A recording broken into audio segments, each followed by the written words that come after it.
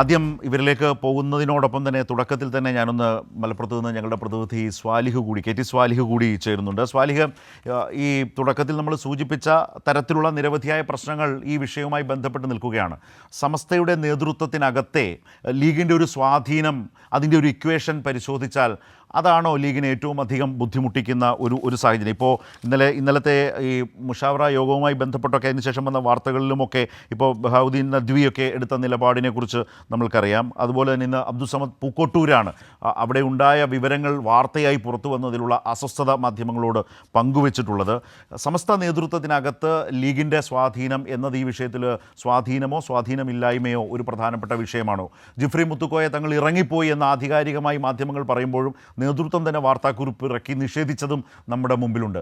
പക്ഷേ ഈ മുഷാവറ യോഗത്തിന് ശേഷവും ഉമർ ഫൈസി മുക്കം വളരെ ശക്തമായി ലീഗിൻ്റെ ജമാഅത്തെ ഇസ്ലാമി ബന്ധത്തെ നിശിതമായി വിമർശിക്കുന്നതും മുന്നറിയിപ്പ് കൊടുക്കുന്നതും കണ്ടു. അപ്പോൾ നേതൃത്വത്തിനകത്ത്, സമസ്ത നേതൃത്വത്തിനകത്തെ ലീഗിൻ്റെ സ്വാധീനം എന്നത് ലീഗിനെ വല്ലാതെ ബുദ്ധിമുട്ടിക്കുന്ന ഒരു പ്രശ്നമാണോ ഇക്കാര്യത്തിൽ?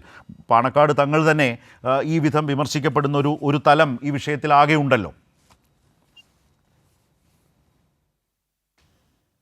സ്വാലിഹ്, തീർച്ചയായും ഈ സമസ്തയ്ക്കകത്ത് ഇപ്പോഴുള്ള പ്രശ്നങ്ങളുടെ ഒരു സ്വഭാവം മനസ്സിലാക്കിയാൽ, ആ കാരണങ്ങൾ മനസ്സിലാക്കിയാൽ തന്നെ ഈ പ്രശ്നത്തിന്റെ വിഷയം എന്താണെന്ന് നമുക്ക് മനസ്സിലാക്കാൻ കഴിയും. പ്രത്യേകിച്ച് ഒന്നാമത്തെ കാരണം, മതപണ്ഡിതനല്ലാത്ത പാണക്കാട് സാദിഖ് അലി തങ്ങൾ കാസി സ്ഥാനം വഹിക്കുന്നത്, അതോടൊപ്പം മുസ്ലിം സ്ഥാപനങ്ങളുടെ, ഈ സമസ്തയുടെ സ്ഥാപനങ്ങളുമായി ബന്ധപ്പെട്ട CIC-യുമായി ബന്ധപ്പെട്ട വിഷയങ്ങൾ, അതോടൊപ്പം തന്നെ ജമാഅത്ത് ഇസ്ലാമിയുമായി ചില നേതാക്കൾക്ക്, മുസ്ലിം ലീഗ് നേതാക്കളുടെ പുതിയതല്ലാത്ത ചങ്ങാത്തം, മുജാഹിദ് പ്രസ്ഥാനങ്ങളോടുള്ള അമിതമായ വിധേയത്വം, അതോടൊപ്പം സമസ്തയിലെ പണ്ഡിതന്മാർ ഇടതു മുന്നണിയോട് കാണിച്ചുകൊണ്ടിരിക്കുന്ന ആഭിമുഖ്യം, അതോടൊപ്പം തന്നെ അതിന്റെ തുടർച്ചയാണ് സമസ്ത മുഖപത്രത്തിൽ വരുന്ന ഇടതു മുന്നണിയുടെ പരസ്യങ്ങൾ.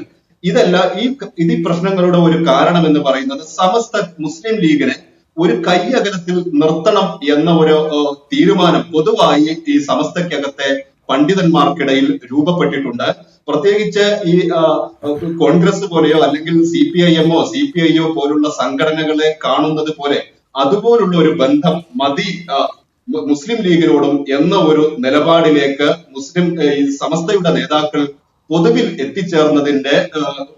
എത്തിച്ചേർന്നതാണ് ഈ പ്രശ്നങ്ങളുടെ എല്ലാം ഒരു കാതൽ എന്ന് പറയുന്നത്. ഇത് സ്വാഭാവികമായും ഈ മുസ്ലിം ലീഗിന്റെ അധീശത്വം, സമസ്തയുടെ മുകളിലുള്ള അധീശത്വം നഷ്ടപ്പെടും എന്നൊരു ആശങ്ക മുസ്ലിം ലീഗ് നേതൃത്വത്തിനുണ്ട്. അതുകൊണ്ട് തന്നെ മുസ്ലിം ലീഗ് നടത്തുന്ന ഇടപെടലുകളാണ് ഇത്തരത്തിൽ വലിയ ഒരു പ്രശ്നങ്ങളിലേക്ക് സമസ്തയ്ക്കകത്തും സമസ്തയും മുസ്ലിം ലീഗും തമ്മിലുള്ള ഈ വലിയ ഭിന്നിപ്പിലേക്ക് കാരണങ്ങൾ കൊണ്ടെത്തിച്ചത്. ഈ കഴിഞ്ഞ ദിവസം സമസ്തയുടെ ഒരു വലിയ മതപ്രഭാഷകനും നേതാവും ഒക്കെയായ റഹ്മത്തുള്ള കാസിമി ഈ കഴിഞ്ഞ ആഴ്ച നടത്തിയ ഒരു പരാമർശമുണ്ടായിരുന്നു. ഇതേ പോക്കാണ് പോകുന്നതെങ്കിൽ 10-15 വർഷം കഴിഞ്ഞാൽ സമസ്തയിലും മുജാഹിദും ജമാഅത്തെ ഇസ്ലാമിയും ഒക്കെ ഉള്ള ആളുകളായിരിക്കും കൂടുതലെന്ന് അദ്ദേഹം പറയുകയുണ്ടായി. അതിനോട് ചേർത്ത് വെക്കണം ഇന്ന് ഉമർ ഫൈസി മുക്കം സമസ്തയുടെ സെക്രട്ടറി നടത്തിയ പരാമർശവും അതിനോട് ചേർത്ത് വെക്കണം. ഈ മുസ്ലിം ലീഗുമായുള്ള ബന്ധം സുന്നി ആശയങ്ങളുമായി ബന്ധപ്പെട്ടുള്ള സുന്നി ആശയങ്ങളിൽ വിട്ടുവീഴ്ച ചെയ്യേണ്ട സാഹചര്യം ഉണ്ടാകുന്നു, അവരുടെ ആദർശങ്ങൾ ഇല്ലാതായി പോകുന്ന ഒരു സാഹചര്യം ഉണ്ടാക്കുന്നു എന്ന ഒരു ആശങ്ക പണ്ഡിതന്മാർക്കിടയിൽ രൂപപ്പെട്ടു വന്നതാണ് നിലവിൽ ഈ പ്രശ്നങ്ങളുടെ എല്ലാം ഒരു തുടക്കമായി നമുക്ക് കാണാൻ കഴിയുന്നത്. അതുകൊണ്ടാണ് മുസ്ലിം ലീഗ് ഒരു സമവായ ചർച്ച വെച്ചപ്പോൾ മുസ്ലിം ലീഗ് ഉണ്ടാക്കിയ പ്രശ്നങ്ങൾ മുസ്ലിം ലീഗ് തന്നെ ഒരു സമവായം നടത്തുന്നത് പ്രഹസനമാണെന്ന് പറഞ്ഞാണ് അതിൽ നിന്ന് ഒരു വിഭാഗം വിട്ടുനിൽക്കുന്നത് കഴിഞ്ഞ ദിവസം നമുക്ക് കാണാൻ കഴിഞ്ഞത്.